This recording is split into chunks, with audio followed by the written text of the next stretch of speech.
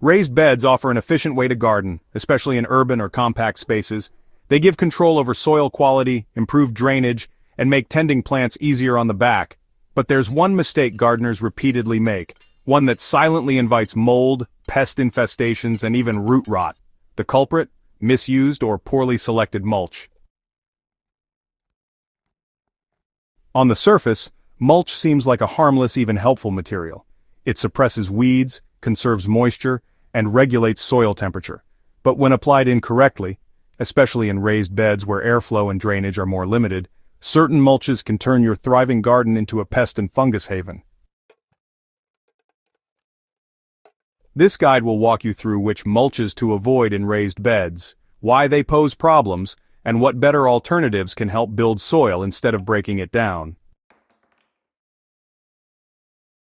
In-ground gardens benefit from a broad soil profile. Excess moisture can drain laterally, microbes have room to expand, but in raised beds, the ecosystem is condensed and more sensitive to imbalances. That means the wrong mulch, especially when applied heavily or in contact with plant stems, can do more harm than good. One of the biggest issues comes from moisture retention. Materials like fresh wood chips, pine needles, grass clippings, and even bark mulches tend to trap moisture against the soil surface. That might sound like a benefit in summer, but when water sits too long, especially in a contained box, it creates the perfect breeding ground for fungal spores, mold colonies, and pests like slugs, pillbugs, and earwigs. Even worse, when mulch touches the base of your plants, it can wick moisture up against stems, causing soft rot or attracting vine borers, ants, and other plant-damaging insects. Raised beds amplify these problems due to their confined root zones and quick temperature swings. Wood chips and bark mulch seem like an organic, attractive choice. But fresh wood is a feast for fungi. As it decays, it also becomes habitat for termites, carpenter ants, and slugs. If your raised bed is near a wooden fence or house foundation, these pests can move from mulch to structures. So, grass clippings, when applied thickly, can actually form these dense, anaerobic mats. These mats, they quickly develop slimy layers that attract bugs, fungus gnats, and sometimes even root maggots. The lack of airflow under a grass mat really encourages rotting and honestly can create some pretty foul smells within just a few days. Pine straw and needles, on the other hand, decompose slowly, and over time they acidify the soil.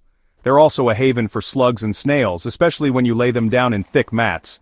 In raised beds, where the surface areas are smaller, just a few pests can, wreak havoc on those tender seedlings. Each of these mulches can work in the right context, but raised beds are not forgiving. You're working in an artificial soil environment, and anything that disrupts the oxygen, water, or microbial balance is going to be magnified. Another invisible threat comes from mold and fungal pathogens. Raised beds with over-mulched surfaces stay humid beneath the surface, especially if you water frequently or live in a humid climate. This microclimate encourages molds like botrytis, also known as gray mold, rhizoctonia, which causes root rot, and even artillery fungus, which grows on certain bark mulches and can launch spores onto nearby walls and plants. In particular, placing mulch directly against stems is one of the leading causes of crown rot and sudden plant collapse in vegetables. The fungus finds a moist, covered base and begins its attack unnoticed. By the time symptoms appear, the plant's vascular system is often damaged beyond repair. Mulching isn't the problem. It's how we choose and apply mulch that determines whether our soil improves or suffers. In raised beds, the best mulches are those that break down evenly, don't mat, and don't feed pests. Shredded leaves applied in thin layers are an ideal option. They decompose quickly, feed fungi, and allow airflow. As they decay, they form pre-humus that builds soil structure naturally without disrupting pH or harboring mold.